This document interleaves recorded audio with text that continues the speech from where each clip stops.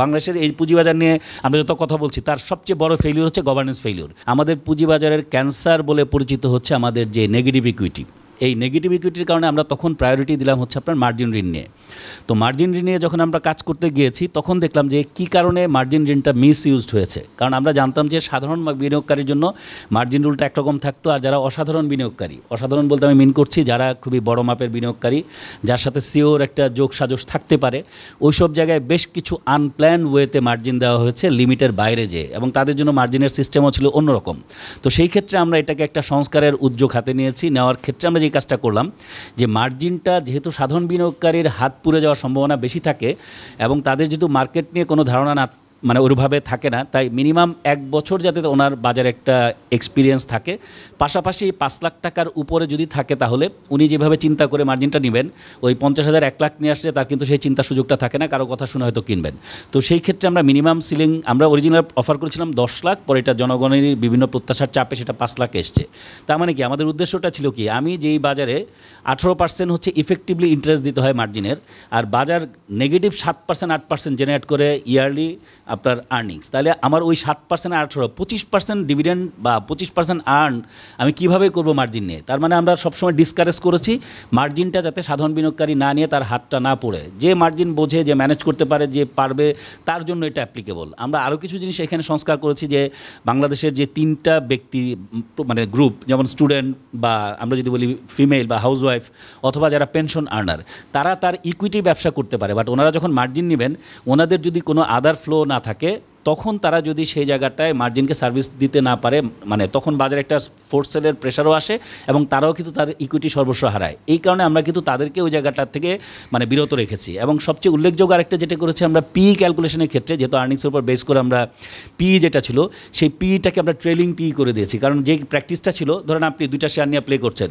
A company এবং B company, আপনি এ কোম্পানির কোডে 10% ডাউন একটা শেয়ার কিনলেন, আবার কিছুদিন পরে 10% আপে এটা আপনি বিক্রি করলেন, এই 20% গ্যাপ দিয়ে নন অপারেটিং পার্ট থেকে আপনি একটা আর্নিংস জেনারেট করলেন, এই আর্নিংসকে 4 দিয়ে মাল্টিপল করলেন, 4 দিয়ে মাল্টিপল করলে ওয়ান অফ ইনকাম দিয়ে আপনি মার্জিন নিয়ে প্রতিষ্ঠানকে একদিকে দুর্বল করছেন, অন্যদিকে সাধারণ বিনিয়োগকারীর টাকাটাকে টোটালটা শেষ করে আপনি এক্সিট নিয়ে চলে যাচ্ছেন। কারণ যেহেতু ওয়ান অফ ইনকাম, সামনের কিন্তু এই ফ্লোটা থাকবে না, কারণ আপনি কিন্তু প্ল্যান করেই আর্নিংসটাকে এখানে জেনারেট করেছেন।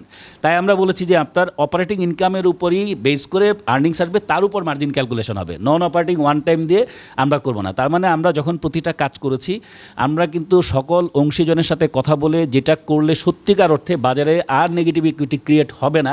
কারণ আমাদের কাজই কিন্তু ছিল যেই কাজগুলো হয়েছে সেগুলো সমালোচনা না করে এমন কাজগুলো করব ভবিষ্যতে যাতে এটা হতে না পারে।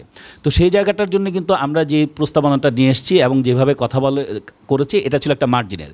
আর আমাদের মিউচুয়াল ফান্ড নিয়ে আপনারা অনেক কথা বলেছেন, আমরাও জেনেছি, কিন্তু মিউচুয়াল ফান্ডগুলোর যদি কম্পোজিশন দেখি, তাদের ভেতরে অ্যাসেট আন্ডার ম্যানেজমেন্ট যে অবস্থায় আছে, তাতে যেই দাম আছে সেই দামটা অনেক ওভার প্রাইসড। আপনি যদি সত্যিকার পিকচার ভেতরটা দেখেন, তাহলে কি দাঁড়াচ্ছে, তাহলে মিউচুয়াল ফান্ডও কিন্তু ব্যবহৃত হয়েছে লিস্টেড না এমন কোম্পানিতে তারা প্লেসমেন্ট শেয়ার নিয়েছে, এরকম অনেকের পোর্টফোলিওতে আছে, বা অনেক ওভারহিটেড কোম্পানির শেয়ার তাদের কাছে ছিল। তাহলে ওইটার যে ন্যাব আপনি দেখাচ্ছেন, সেই ন্যাবটা কতটুকু সাস্টেনেবল বা কি, সেটা একটা প্রশ্ন থাকে। তাই মিউচুয়াল ফান্ডটাকেও কিন্তু আমরা গভর্নেন্সের ক্ষেত্রে, এবং আপনারা হয়তো পত্রপত্রিকা অলরেডি দেখেছেন এলআর গ্লোবালের মাধ্যমে কত টাকা দেশের বাইরে পাচার হয়ে গেছে।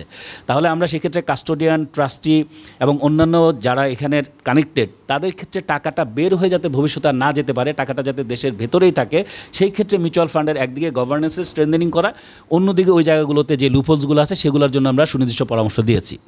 আইপিওর ক্ষেত্রে যেগুলো আমরা করেছি, যে আইপিওর অনেকগুলো জায়গায় আমরা দেখেছি যে নাম সর্বস্ব কোম্পানি, আপনারা নিজেরাই স্ট্যাটিস্টিক্স দিয়েছেন যে আমরা 24 সালে মাত্র 4টা কোম্পানি আসছিল, এরপর আসে নাই। এখন ধরেন আপনি বাংলাদেশের বাজারে এমনভাবে আপনি কোম্পানিগুলোকে নিয়ে আসবেন, ফাইন্যান্সিয়াল স্টেটমেন্টকে অতিরঞ্জিত করা, ওই কোম্পানিগুলো তালিকাভুক্ত হয় যে কোম্পানিগুলো ব্যাংকে লোন পাওয়ার যোগ্য না।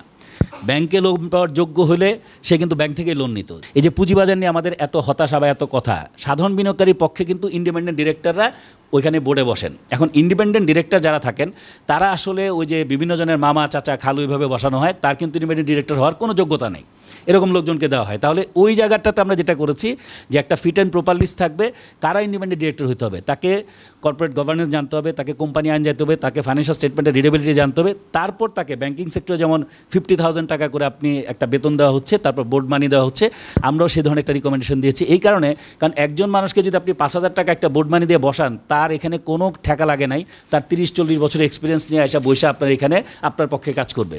আমরা অনেক কাজের আশা করতে পারি, তার আগে তাকে যদি আমরা কম্পেনসেট না করি তাহলে সে সেখানে সার্ভিস দিবে না এবং কাউকে ডাকলেও সে আসবে না, তখন ওই ধরনের লোকজনই আসবে। তাই যেখানে মাল্টিনেশনাল কোম্পানি আপনার পার মানে মান্থ $1000 দেয়, একটা মিটিংয়ের জন্য প্রায় তারা $500 উপরে দেয়, তাহলে সেই জায়গাগুলোতে আপনি যখন তার কাছ থেকে যে আউটপুটটা পাবেন, আপনি কাউকে কিছু দিবেন না, শুধু একটা মিটিং অ্যানাউন্স দিবেন, দিয়ে বলবেন আপনি আমার পক্ষে সারাদিন কাজ করেন, এটা কিন্তু বাস্তবসম্মত না। সেই ক্ষেত্রে আমরা মানে রিওয়ার্ড যেমন রেখেছি, পানিশমেন্টও রেখেছি, সব মিলে যাতে গভর্নেন্সটা স্ট্রেনথেনিং হয়। বাংলাদেশের এই পুঁজিবাজার নিয়ে আমরা যত কথা বলছি তার সবচেয়ে বড় ফেলিওর হচ্ছে গভর্নেন্স ফেলিওর। তাই গভর্নেন্স ইউনিটগুলোতে আমরা স্ট্রেনথেনিং করার জন্য আমরা আমাদের সাজেশনগুলো দিয়েছি। তো এইখানে আমি যে কথাগুলো বলতে চাই, আপনারা যে রিয়েল টাইমের তথ্যগুলো বললেন যে মাস শেষে আমরা যে তথ্যটা দেখি হোল্ডিংটা কার বাড়লো বা কমলো, সেই ক্ষেত্রে আমাদের আইটি অটোমেশনের যে সাজেশনটা আছে এটাতে আমরা বলছি প্রত্যেকটা তথ্য যাতে রিয়েল টাইম করা যায় সেই ব্যাপারে আমাদের সুনির্দিষ্ট পরামর্শ দিয়ে এসেছি। আমরা প্রতিটা জায়গায় কিন্তু আমাদের কাজ ছিল কিন্তু শুধু পরামর্শ দেওয়া, আমরা বাজার পরিচালনার ক্ষেত্রে কোনো ধরনের অংশগ্রহণ করিনি, কোনো ধরনের সিদ্ধান্ত আমরা দেইনি। আমাদের কাজই ছিল বাজারকে এই যে অনিয়মগুলো হয়েছে আমরা কী ধরনের সংস্কার প্রস্তাব রাখলে বাজারটা সুশাসনের আলোকে পরিচালিত হবে। তাই আমরা কিন্তু শুধুমাত্র আমাদের সুপারিশ মালা দিয়েছি, এইটার বাইরে আমাদের দায়বদ্ধতা নাই। বাজার পরিচালন বলেন, বাজারের ফাইন বলেন, এগুলোর ক্ষেত্রে কোনো ধরনের সম্পৃক্ততা নাই। আর 30শে জুনের পরে বিসেকের সাথে আমাদের কোনো সম্পর্কই নাই। কিন্তু বাজারের যে ধারণাটা এখনও যে আমরা সংস্কার কমিটি হয়তো বাজারকে চালাচ্ছি, অ্যাবসলিউটলি রং ধারণা। লিলি বিউটি সোপ, যার অ্যান্টি এজিং গুণ তারুণ্য ধরে রেখে ত্বকে করে উজ্জ্বল, তারুণ্যময় উজ্জ্বল ত্বকের জন্য। রিমার্ক।